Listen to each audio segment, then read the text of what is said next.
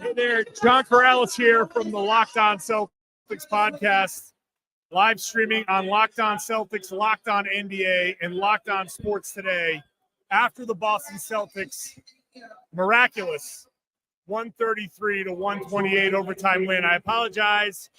The audio is probably a little rough to start because there's a lot of background noise, but here we are. Celtics win this by 5. They had multiple leads, double-digit leads, that it looked like maybe they were going to take control of this game, but the Pacers kept on coming. Then the Pacers had a late lead, and they had 2 turnovers in the last, 25 seconds, including a turnover with 10 seconds left that gave Boston another opportunity down 3. Jaylen Brown hits the three-pointer in the corner. Then Jayson Tatum in the overtime.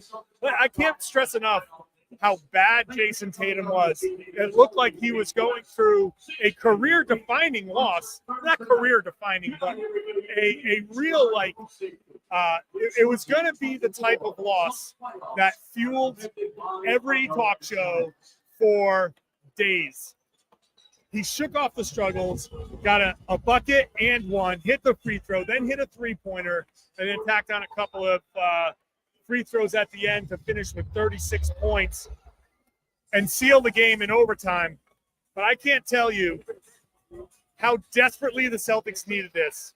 This was an absolute gift at the end of the regulation, an absolute gift. All the Pacers needed to do was inbound the ball.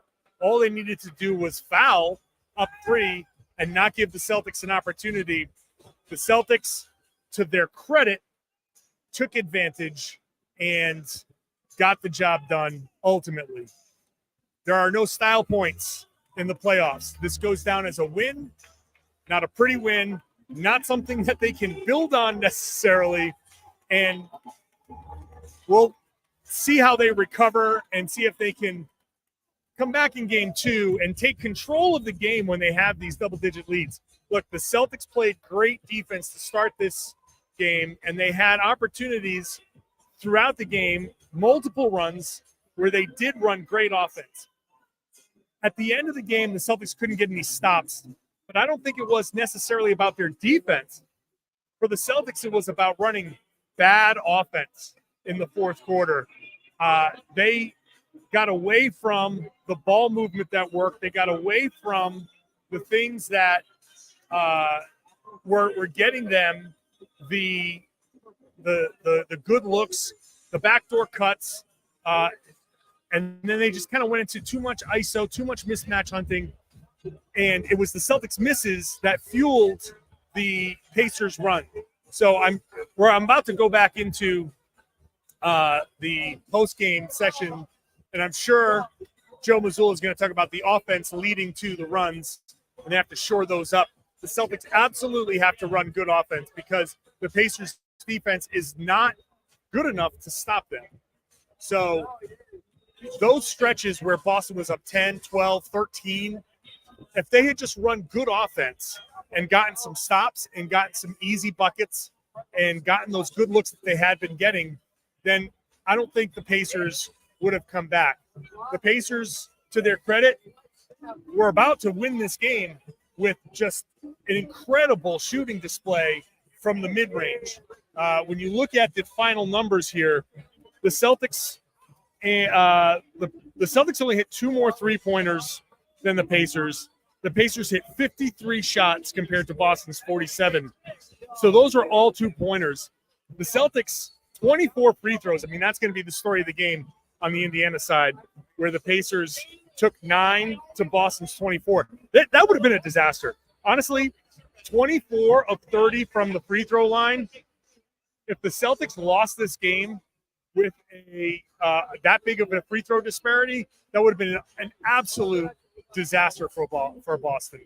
The Celtics can play better, obviously. The Pacers shot 54%. I feel like this is going to be a typical Pacers game. Like, this is not going to be – like, I don't think the Celtics are going to get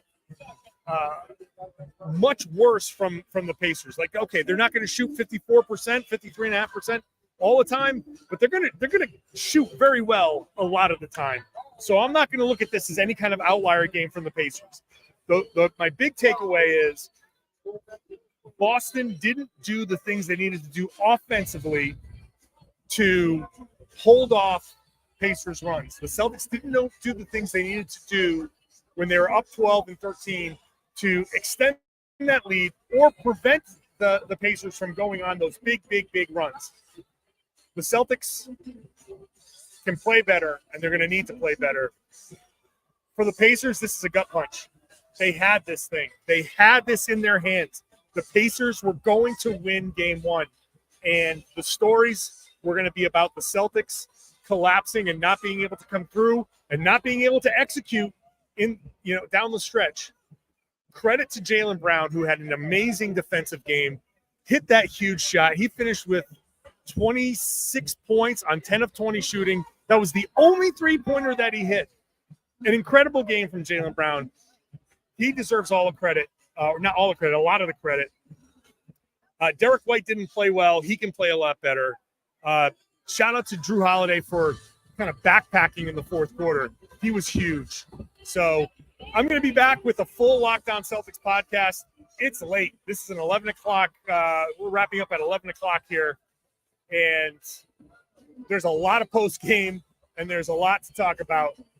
So make sure you're subscribed to the Locked On Celtics podcast and Locked On Pacers. Locked On Pacers is going to have their side of this loss. That's going to be – you want to get both sides here. So make sure you're subscribed to the Locked On Celtics podcast.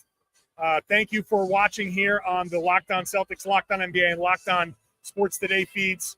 I'll talk to you guys in a little bit with the full post-game Locked On Celtics podcast coming up later on. Thanks, everybody.